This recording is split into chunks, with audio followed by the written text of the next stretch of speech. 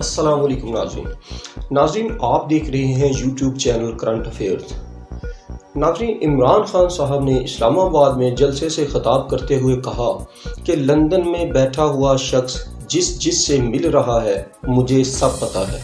ناظرین، انہوں نے کہا کہ شریف برادران کہتے تھے کہ زرداری کا پیٹ پھاڑ کر اس سے پیسے نکالیں گے، اب ان کو زرداری برا نہیں لگتا۔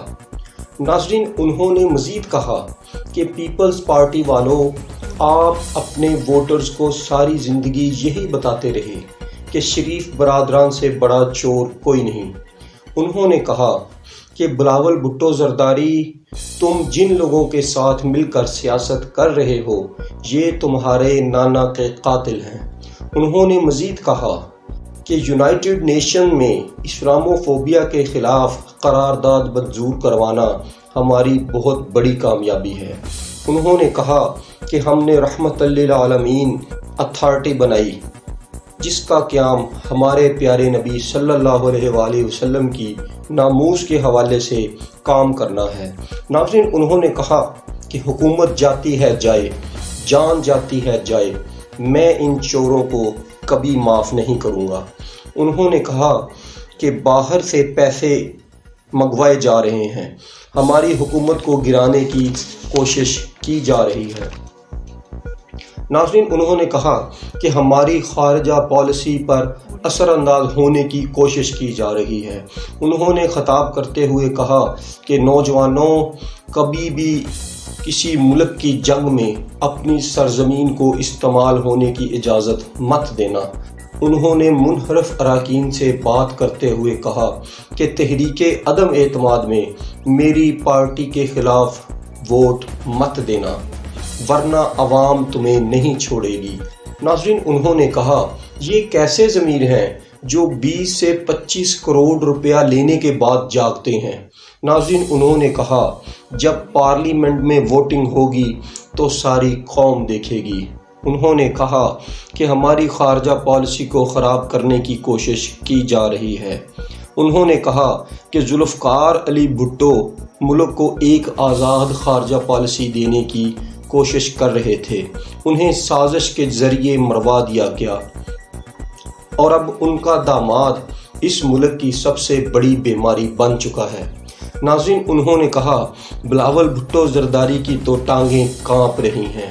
انہوں نے کہا کہ مولانا فضل الرحمان، مجھے تمہاری سمجھ نہیں آتی، اتنا عرصہ ہو گیا تمہیں سیاست کرتے ہوئے، لیکن اللہ تعالیٰ نے اسلاموفوبیا کے خلاف قرارداد منظور کروانے کا شرف مجھ گناہ گار بندے کو بخش دیا، جس پر میں اللہ کا لاکھ لاکھ شکر ادا کرتا ہوں۔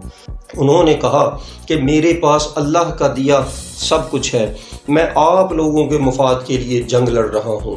ناظرین، انہوں نے کہا کہ آج بھٹو کا دور نہیں ہے، سب کان کھول کر سن لیں، سوشل میڈیا کا زمانہ ہے، آج کچھ بھی چھپ نہیں سکتا، بیرونی سازشوں کو وقت آنے پر آپ کے سامنے بے نقاب کروں گا۔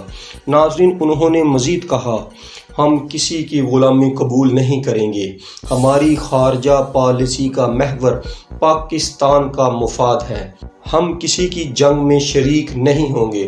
انہوں نے کہا کہ ہماری حکومت کو گرانے کے لیے ضمیروں کے سودے کیے جا رہے ہیں، کرپشن سے کمائے ہوئے پیسے کو استعمال کیا جا رہا ہے، ہماری توجہ اپنی آنے والی نسلوں کے خوشحال مستقبل کی طرف مرکوز ہے۔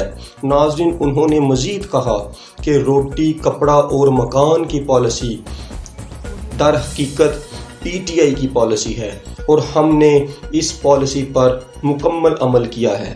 ناظرین، انہوں نے تقریر کرتے ہوئے یہ بھی کہا کہ جنرل پرویز مشرف نے قوم پر بہت بڑا ظلم کیا کہ ان سب چوروں کو این آر او دے دیا۔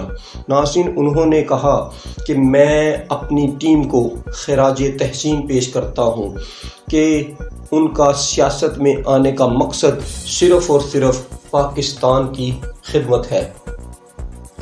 ناظرین، انہوں نے کہا کہ ہماری پالیسیوں نے غریب عوام کو فائدہ دیا ہے۔ انہوں نے مزید کہا کہ میرے سامنے اپنے اسلاف کا روشن کردار ہے، جس کو میں فالو کرتا ہوں۔